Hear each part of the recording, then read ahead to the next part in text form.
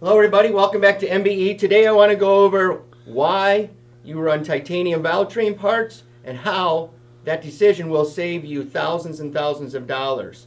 So what we'll do is let's go through the weight of the different parts. So these are very similar valves. The titanium valve is actually larger. It's actually a little bit longer, but let's just go over the weight differences. So you got stainless valve, and we're just going to round it, 120 grams, okay?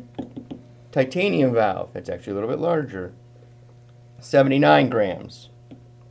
Retainer, steel, 31 grams.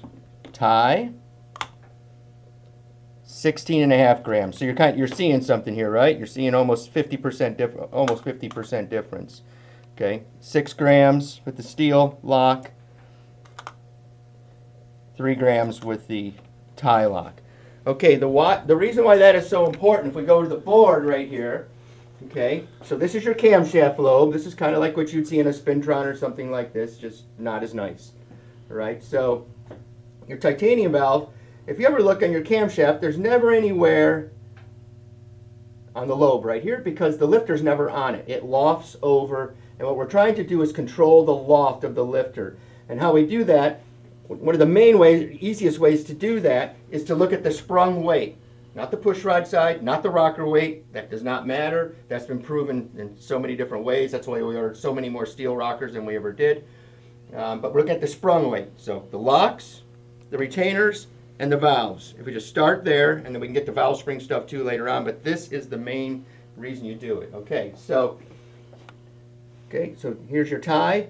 And if you look at the pressure angles, look at how nice it lands, okay? Because you got to remember, when this does, now we go to the steel, the stainless valve, what happens is everything's rotating, right? So the pressure angle when the lifter lands is so much greater, okay? So it's not smooth like the green line. The red line, all of a sudden, it's pressure angle. And the lifter comes in and it smashes. And what happens is it sends all those harmonics up through the push rod to the valve spring. And then the valve spring's out of control, and once the valve spring's out of control, it doesn't control the valve train, and that's when you break lifters and things like that. So part of the reason why people send their lifters in to be rebuilt is because of this right here. That's the main reason. So if you can lengthen lifter life and spend an extra $550 a set when you go from titanium to steel, $550, okay? Not that much crazy money, people. It's not crazy at all. So just think about it. If you break one lifter and all that stuff goes through the engine, you got to buy a camshaft, you got to buy a lifter, and God knows what else you'll have to buy. And the motor's got to come apart, so you got to put gaskets in it and everything else.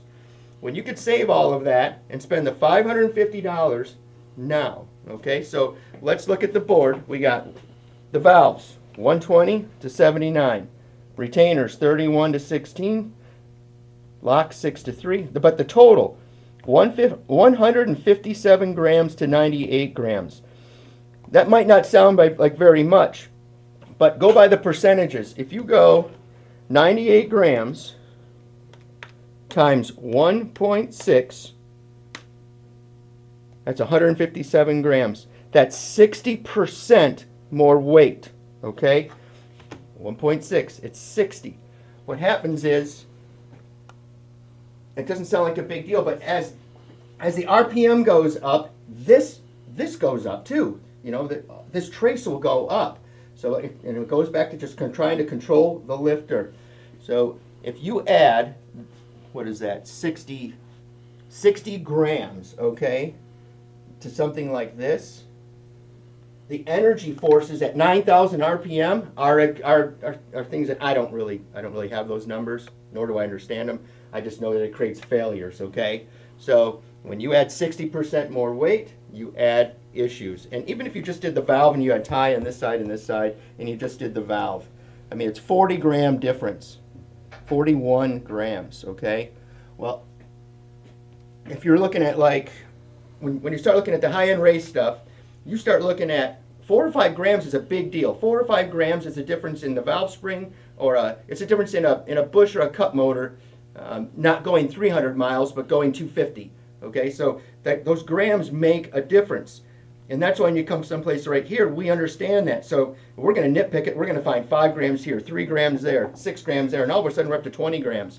And then everything lives, and that's what you pay for. Part of the reason what you come here is us understanding that and choosing the right parts for you, because I don't want it failing, because if it fails, you're not winning races, and I don't sell cylinder heads. So that's where we're at. So everybody, I just want you to think about this. I think this is a very easy way for everyone to look at it and understand it.